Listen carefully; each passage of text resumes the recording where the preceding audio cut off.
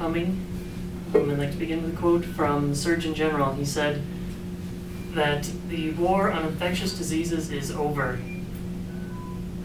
And that sounds like a pretty remarkable quote given what we know from news and all of that. And I admit that actually it was the Surgeon General from 1967 who said that.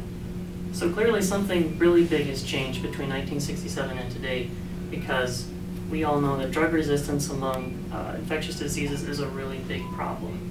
Based on research that I've done in the book Microbiology, a Systems Approach, as well as articles from Science Magazine, I'd like to tell you how this resistance has risen in populations of microbes in general, how this can happen in a healthcare setting, and how the use of antibiotics in animal feed is contributing to this problem. So how does this happen? Well, basically, what we have here is a population of microbes. You can see that there's a few here, but in reality there's billions and billions and billions of these throughout the world. It's too numerous to count. And basically, by dint of random mutations, you're going to get a few that might have resistance to a drug.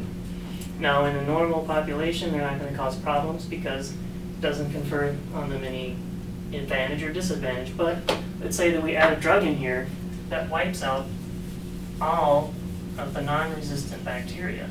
Now they have plenty of room and they can grow and propagate so that the whole population is now resistant.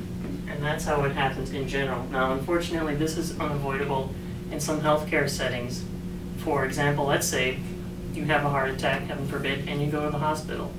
And you have a triple bypass, and you're in the hospital convalescing, and maybe you get an infection from, say, Staph aureus. And you all have staph right up here, different strains, but it can easily happen if you get weak, you become immunocompromised. And immunocompromised here just means your immune system isn't functioning as well as it usually does. So maybe the stuff up here decides to take advantage of that. Maybe the nurse didn't wash her hands when she came over and checked on you. Either way, you've got a raging infection in your body, and they give you an antibiotic. Let's say it's methicillin, which is in the family of penicillin. So what happens is it helps, but you're still weak. And an antibiotic is not going to kill all of the microbes in your body. You still have to fight them off. So what happens is you're not able to fully fight them off. They come back. And again, the resistant ones are the ones that come back. And so now you have a methicillin-resistant Staphylococcus aureus, which is also known as MRSA. And you've all heard of MRSA on the news. It's one of the big threats today in healthcare, and so now you know where that comes from. This also happens in a more avoidable settings in healthcare when you don't take all of your antibiotics, because again, you might be healthier than a person who just had a triple bypass, but if you take a 2-week regimen for only 5 days because you're feeling better, it's not going to necessarily knock everything out. And this doesn't always happen, but every time you do that, it's possible that it could become resistant to the drugs that you have. Now, as far as animals, you think, well, how does that tie in with human diseases? Well, human antibiotics are often used for animals because, especially in the larger operations, they're all very closely, tightly packed together.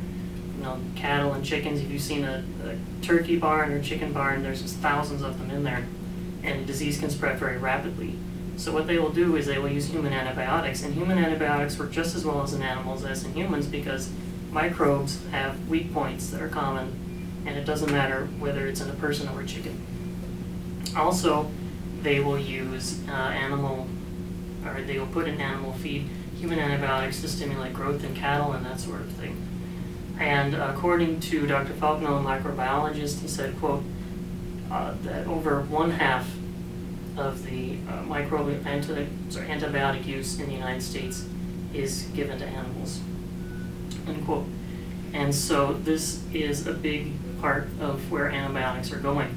And the problem is that even though a lot of times diseases that animals get, we can't get, still microbes will share genes between themselves. And I don't have time to go into the various mechanisms of this, but they will share DNA. And so maybe you have a staph in a chicken, and the chicken has something else, that's resistant to an antibiotic, they can swap those genes, and now the staph is resistant, and the worker comes in, picks up the chicken, and you know the rest of the story. So this is definitely a rising problem. Dr. Faulkner states that there is a very strong correlation between rising use of human antibiotics in animals and rising antibiotic resistance in microbes, and it's been banned in some European countries, and the World Health Organization is strongly suggesting that countries stop using human antibiotics with animals.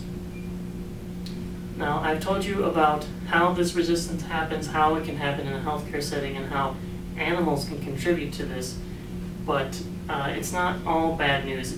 This resistance will happen whether we like it or not, and the only thing that we can do really is develop new drugs, but we ourselves can also play a part in helping to slow how fast this happens by taking all of our antibiotics and by lobbying to try and get human antibiotics out of animal feed. Thank you.